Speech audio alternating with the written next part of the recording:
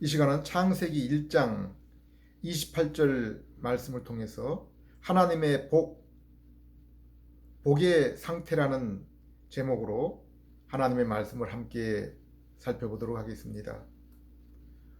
오늘 아침 말씀을 준비하면서 갑자기 바뀐 날씨로 인해서 열려있던 창문을 닫고 긴팔 스웨터를 찾아서 입었습니다. 여름 내내 그렇게 울었던 매미 소리도 오늘 아침에는 들을 수가 없었습니다. 아마 차를 끌고 나가서 10분만 달리면은 이제 들판에 고개를 숙이고 추수를 기다리는 곡식들을 쉽게 볼 수 있을 것입니다. 잠시나마 이러한 봄, 여름, 가을, 겨울의 변화를 생각하면서 이러한 대자연의 섭리의 모습은 우리 개인과 인간 세상에도 그대로 적용되어짐을 부인할 수가 없습니다. 아니, 참 그러한 것들을 우리가 깨달아 알도록 저 대자연의 그 섭리를 보여주고 계신 것입니다. 사도 베드로는 인간의 역사에 있어서도 이러한 변화와 종말이 분명하게 있음을 알려주고 있습니다. 베드로후서 3장 4절 5절 이르되 주께서 강림하신다는 약속이 어디 있느냐? 조상들이 잔후로부터 만물이 처음 창조될 때와 같이 그냥 있다 하니 이는 하나님이 옛적부터 있는 것과 땅이 묻에서 나와 물로 성립된 것도 하나님의 말씀으로 된 것을 그들이 일부러 잊으려 함이로다. 6절 7절 이로 말미암아 그때 세상은 물이 넘침으로 멸망하였으되 이제 하늘과 땅은 그 동일한 말씀으로 불사르기 위하여 보호하신 바 되어 경건하지 아니한 사람들의 심판과 멸망의 날까지 보존하여 두신 것이라. 이처럼 인간 세상의 역사는 수천 년 그 이상의 시간이 흘러왔기 때문에 우리는 쉽게 이러한 것들을 알아차릴 수 없고 무엇보다도 그것은 우리의 영적인 무감각 때문에 더욱 그렇습니다. 그러나 인생, 개인의 변화와 종말은 우리가 쉽게 알아차리고 인정합니다. 누구나가 다 경험하며 또 주변에서도 날마다 보고 있기 때문입니다. 저도 얼마 전 사랑하는 부모님 두 분 모두를 떠나 보내었고 또한 주변에 사랑했던 선배분들의 이름이 하나 둘씩 이 땅에서 지워져 가는 것을 보고 있습니다. 저 자신 또한 육체의 연약해져감을 보면서 그러한 때가 가까이 옴을 쉽게 눈치챌 수 있습니다. 지금까지 배우고 일하고 결혼하여 가정을 꾸리고 이제 인생으로 아직 경험하지 못한 것이 무엇이 있을까 생각해 봅니다. 그리고 지나온 그 인생에서 비록 눈물 골짜기의 연속이었지만은 그 가운데에서도 미소 짓게 했던 행복의 순간들은 어떤 것이 있었나 회상해 봅니다. 부모님, 친구, 사랑하는 아내, 그리고 우리의 몸에서 내 몸에서 난 자녀의 모습, 새로운 세계의 여행, 운동, 음악, 독서, 취미생활, 맛있는 음식, 무엇이 우리에게 행복한 기억으로 남아 있습니까? 창문 밖에 보이는 계절의 변화처럼 인생에게 기다리는 이러한 노쇠, 이별, 그리고 죽음을 보면서 지금 우리의 마음은 어떤 상태에 있습니까? 저 들녘에 하늘에 자신의 몸을 내어주어서 세상에 기쁨을 주는 풍성한 것을 수확하는 그러한 곡식처럼 충만한 그러한 인생으로 계십니까? 고린도서 4장 6절 그러므로 우리는 낙심하지 않습니다. 우리의 겉사람은 낡아가나 우리의 속사람은 날로 새로워집니다. 죄악이 점점 가득한 세상, 세월이 흐를수록 더욱 부패한 심성으로 살아가는 세상 사람들 가운데 누가 이러한 모습으로 살아가고 있습니까?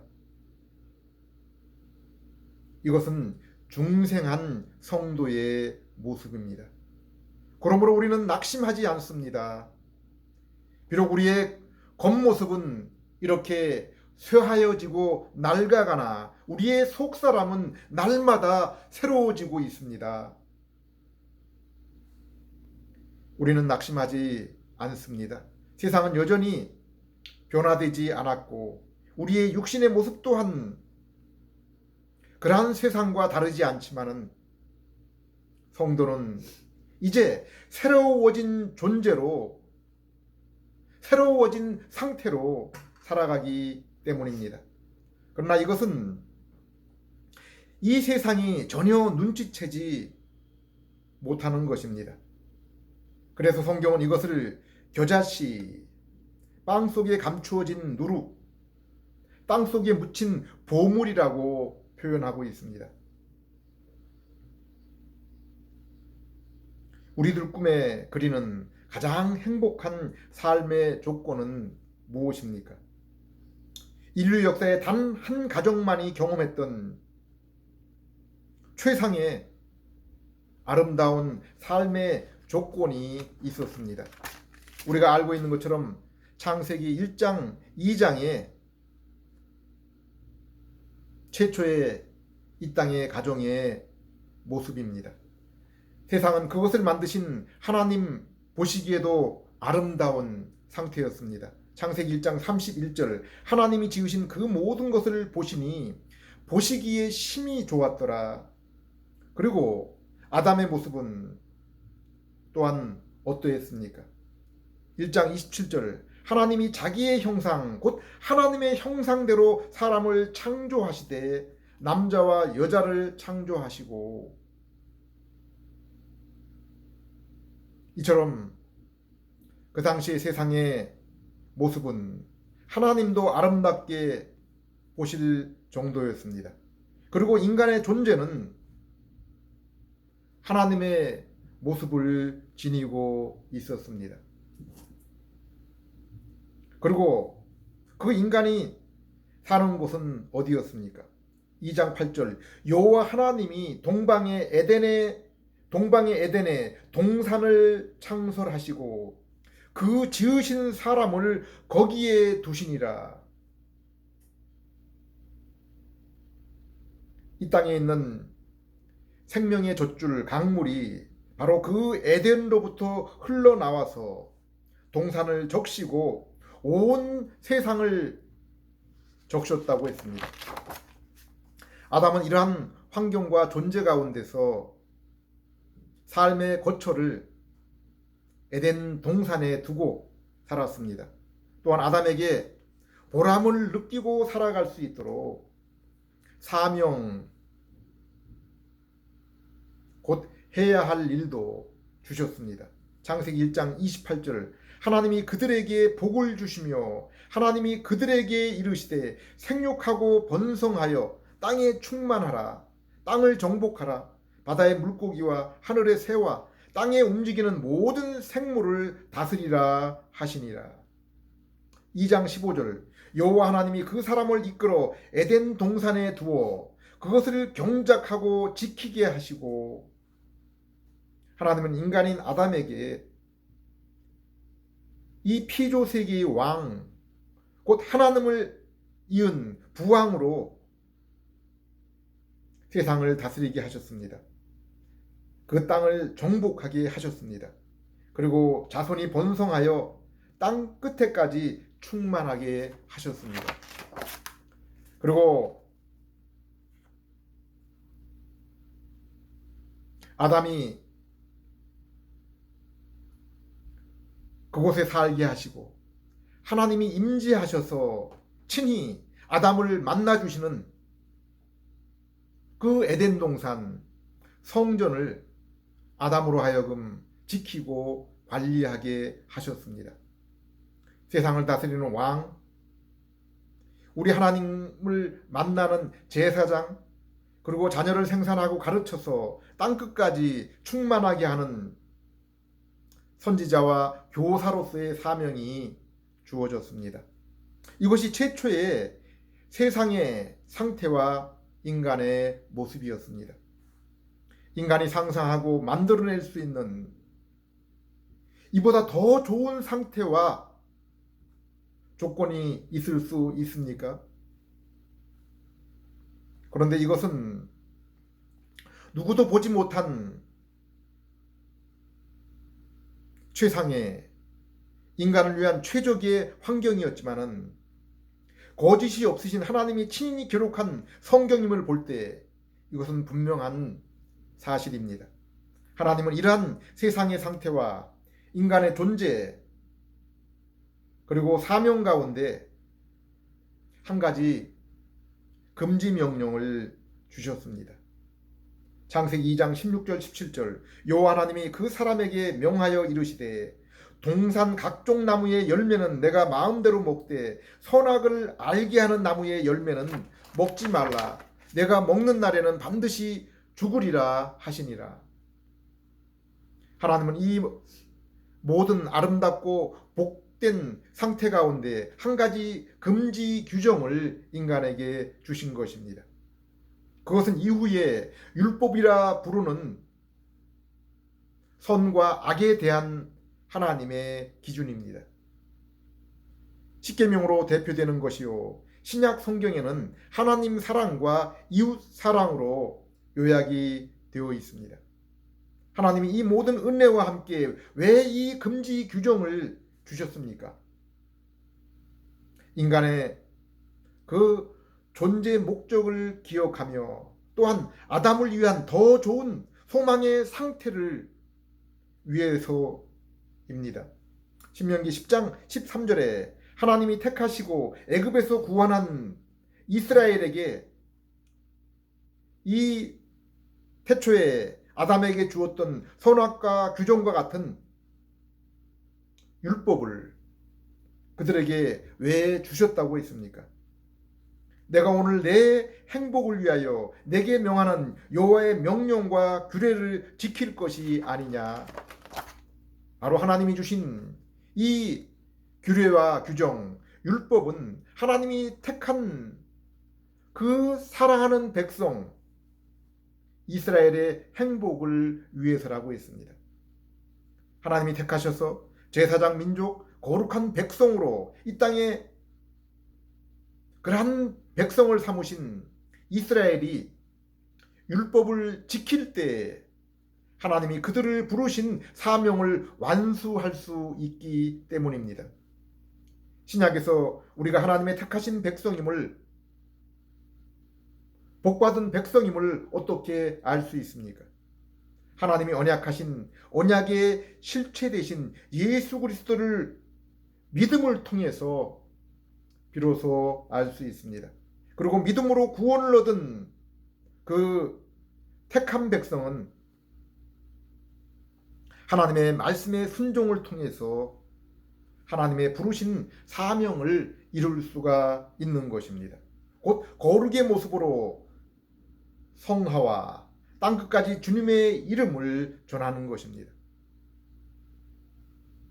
하나님이 아담에게 주신 아름다운 세상과 자신의 놀라운 존재와 신분과 더불어 아담에게 주신 이 선악과 열매 금지 규정을 어길 때 아담이 잃어버리게 되는 것과 또한 그것을 순종하여 그로 인해 사명을 이룰 때 얻게 되는 더 좋은 그 상승된 상태에 대해서 우리는 동산 가운데 있는 생명나무의 열매와 또 하나님이 안식일을 제정하신 것을 통해서 알 수 있고, 이러한 상태에 대해서 요한계시록 21장 이후에 분명하게 보여주고 있습니다.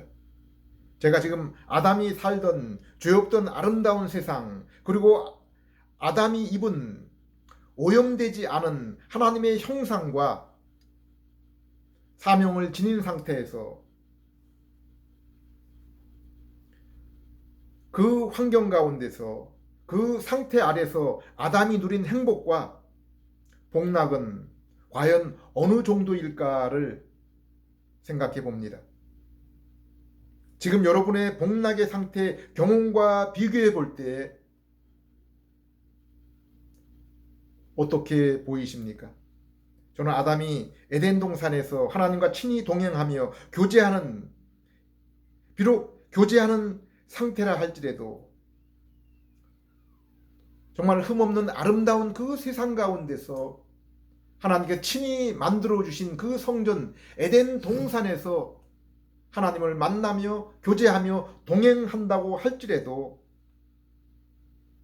그것이 아담에게 완벽한 행복과 평안, 곧 참된 안식의 상태는 아닐 거라는 사실을 말씀드립니다. 왜 그렇습니까? 동산 가운데 여전히 금지된 선악과가 존재하고 있기 때문입니다. 비록 죄 없는 세상, 흠 없는 하나님의 형상을 입고 하나님이 예배하신 그 아름다운 동산 가운데서 하나님의 임재를 누리며 선악과 이외에는 모든 음식을 즐기며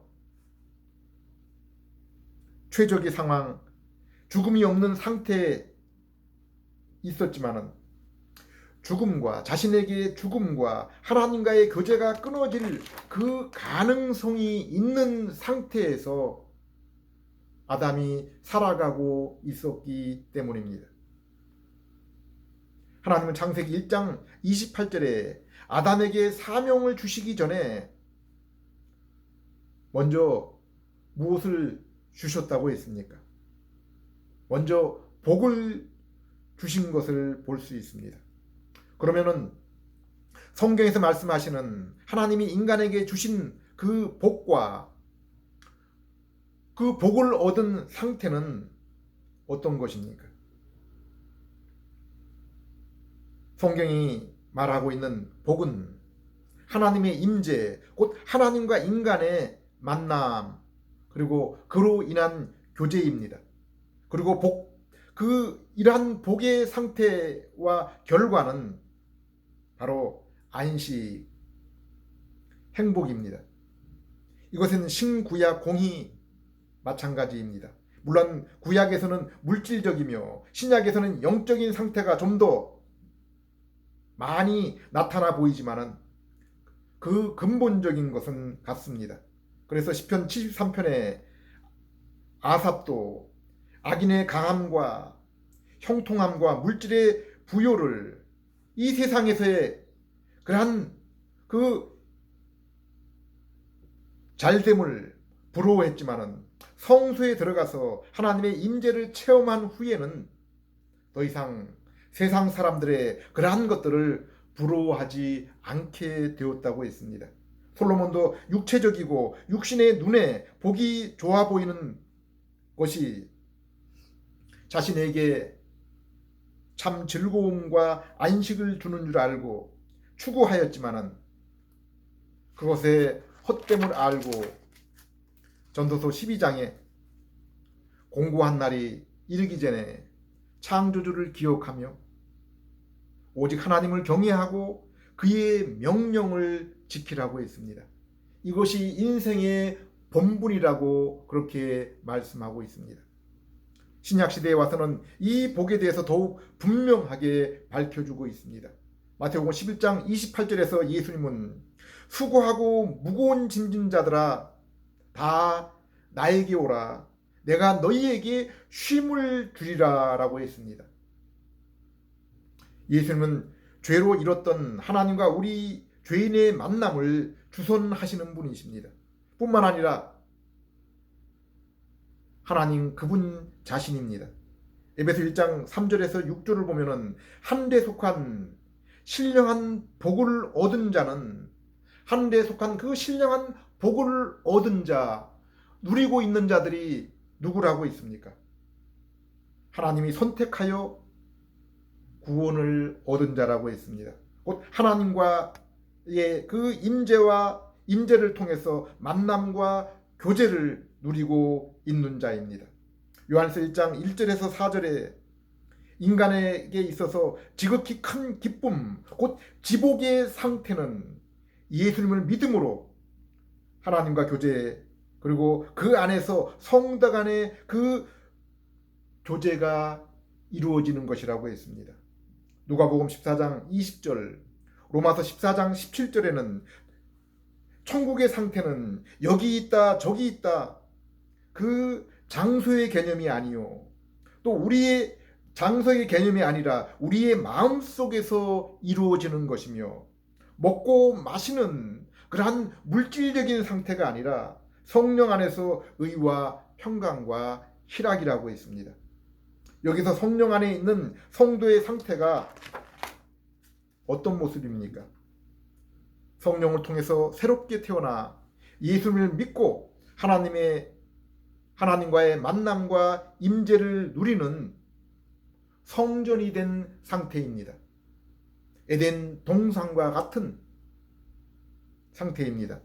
여기에서 성도는 계명의 순종을 통해서 하나님의 의를 추구하며 그로 인한 하나님과의 평안의 관계와 교제 가운데 누리는 기쁨입니다. 마태복음 5장을 보면은 복의 상태가 어떤 것인지 더욱 구체적으로 말씀하고 있습니다. 5장 3절 심령이 가난한 자는 복이 있나니 천국이 그들의 것이며 10절 의를 위하여 박해를 받는 자는 복이 있나니 천국이 그들의 것임이라. 어떤 사람이 천국의 지복을 누린다고 했습니까? 그리고 이 복 중에 복을 누리는 것은 장래의 일이 아니라 현재형으로 되어 있습니다. 장래의 미래가 아니라 현재 바로 지금이라고 했습니다. 지금 맛보며 누리는 것입니다. 심령이 가난한 자가 바로 이것을 누립니다. 여기 심령이 가난한 자는 자신의 현재의 상태가 하나님과의 관계가 잘못된 상태임을 알고 하나님과의 그 바른 관계를 위해서 하나님의 긍휼을 바라는 그러한 자들입니다. 자신이 가장 바라는 것은 세상의 건강도 재물도 지위도 아닌 오직 하나님 한 분뿐임을 고백하며 세리처럼 우리 주님을 간절히 앙망하며 그 긍휼을 바라는 자입니다. 또한 천국을 누리는 자는 의를 위하여 핍박을 받는 자라고 했습니다. 여기 의를 위한 그 박해가 무엇입니까? 그 다음 절 11절을 보면은 그것은 예수님 때문에 당하는 예수님을 따라감으로 인해 당하는 박해를 말합니다. 예수님은 부모나 형제나 처자를 버리고 너의 모든 전토를 버리고 날마다 너희 자신을 부인하고 따르지 않으면 나를 따라올 수 없다고 했습니다. 마태복음 6장 33절에도 너희는 먼저 그의 나라와 그의 뜻을 구하라고 했습니다. 진실로 예수님을 만난 자는 예수님을 사랑하며 그분의 율법을 지키며 따라가게 되는 것입니다. 이렇게 심령이 가난하고 예수님을 끝까지 따르는 자는 늘 죄로 인해 애통하는 자, 마음이 온유한 자, 의에 갈급한 자, 긍휼을 베푸는 자, 마음이 청결하며 화평하게 하는 자라고 했습니다. 결코 아담과 하와가 선악과를 보고 육신의 정욕, 안목의 정욕, 이생의 자랑 가운데 빠졌던 그 모습이 아닙니다.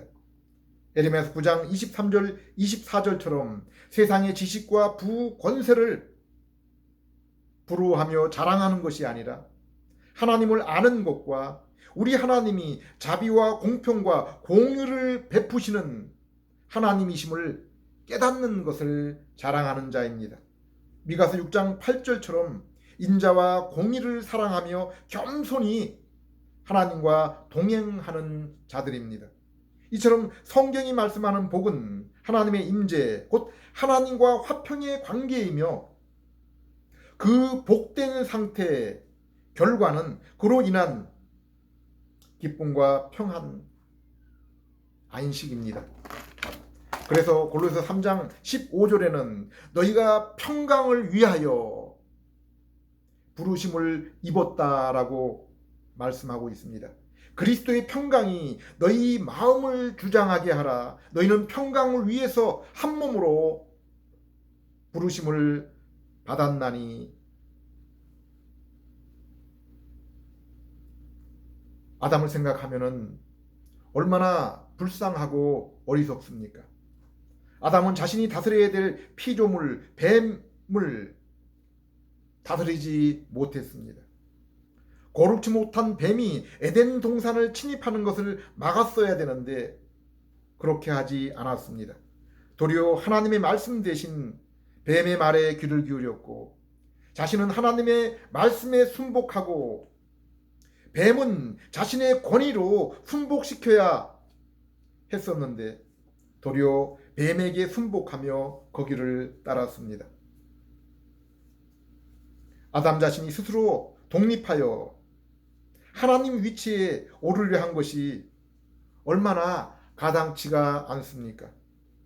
자신이 이 땅의 왕, 그리고 하나님과 친구처럼 사귀는 존재일지라도 자신은 하나님이 지으신 피조물이면을 그 창조된 그 피조물의 그 존재의 목적을 따라 살아야 했음을 알았어야 했습니다. 아무리 어리석은 인간이라도 자신이 친구로 사귀고 애인으로 사랑하는 사람은 인격적이고 아름다운 존재, 그리고 그 사귐으로 인해서 서로가 더 높은 인격의 존재로 나아가게 하는 그러한 사귐입니다. 그래서 바울도 예수님과의 사귐 이후에는 나머지 것에서 그것들이 아무리 유익할지라도 관심을 두지 않게 되었습니다. 이 땅에서 부자 관계, 친구 관계, 그리고 부부 관계 또한 우리에게 참된 안식을 주는 완벽한 관계나 영원하지 않습니다.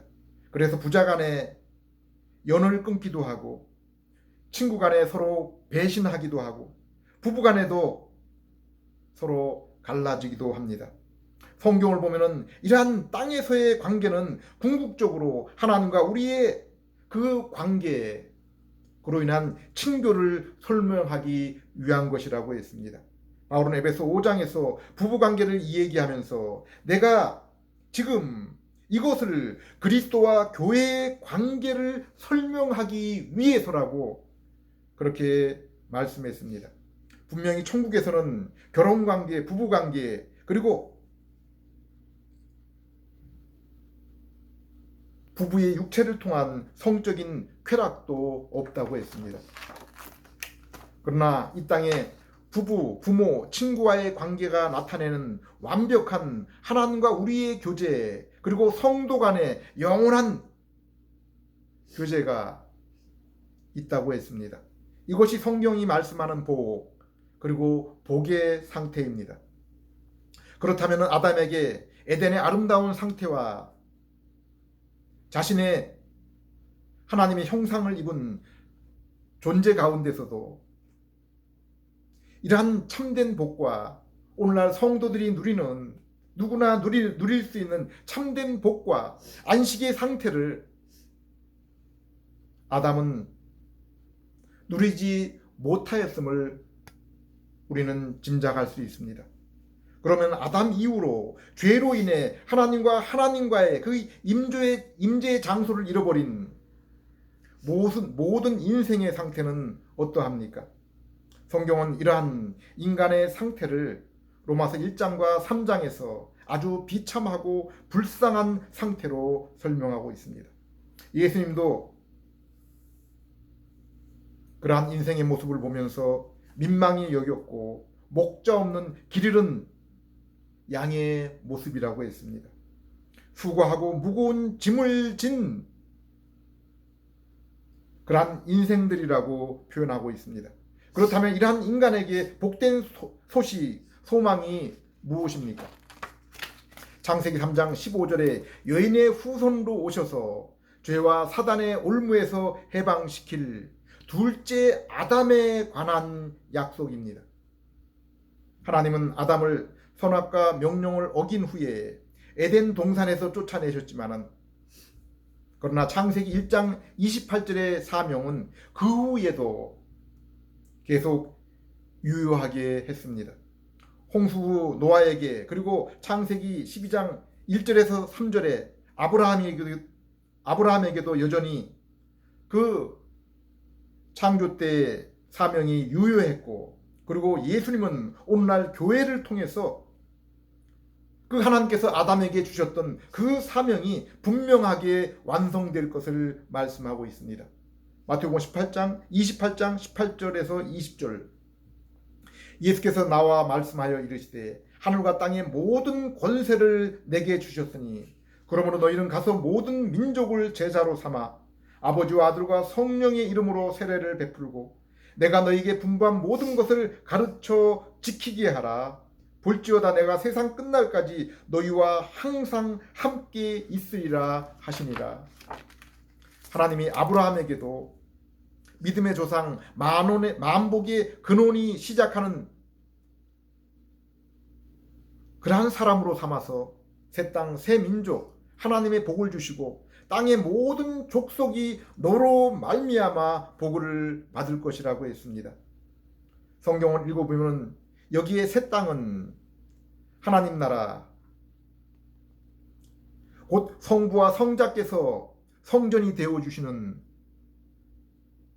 그러한 천국이며 새 민족은 성령으로 새롭게 되어 예수를 믿는 성도요. 그리고 복은 천국의 모든 백성이 하나님의 자녀 그리스도의 신부로 영원히 우리 하나님과 사귀며 찬양함을 말씀하고 있는 것입니다. 그리고 지금 이 복과 사명은 창세기 1장 28절의 말씀처럼 하나님의 복이 임하여 성령의 중생을 통해 예수 그리스도를 믿음으로 하나님을 모신 성전이 되어 하나님의 임재와 교통 가운데 있는 성도들이 계명 곧 율법의 순종함을 통해서 자신의 믿음과 인격의 성장을 통해 더욱 풍성하게 주님과 교제를 나누며 그로 인한 사랑의 삶과 증거를 통해서 이 땅에 하나님의 택하신 백성들이 땅 끝에까지 모든 곳에서 나타날 때 둘째 아담이신 예수님을 통해서 이 땅에서 시작된 그 천국이 완성이 될 것입니다. 기도드리겠습니다. 하나님 아버지, 먹을 것이 없는 기근이나 마실 물이 없어 기갈이 아니라 우리 하나님을 바르게 아는 지식이 없어서 기근과 기갈로 멸망해가는 이 시대를 보고 있습니다. 하나님 아버지, 참된 복, 행복, 안식은 예수 그리스도의 복음을 듣고 성령님을 통해 주시는 중생을 따라 믿음으로 이루어지는 우리 하나님과의 만남인 것을 믿습니다. 이 시간 예수님의 보혈로 이루신 죄의 용서와 의로움, 거룩한 새 마음을 믿음을 통해서 얻게 하셔서 하나님과의 만남과 그로 인한 지복을 경험하고 찬송하는 저희들 되게 해 주시옵소서. 예수님 이름으로 기도드립니다.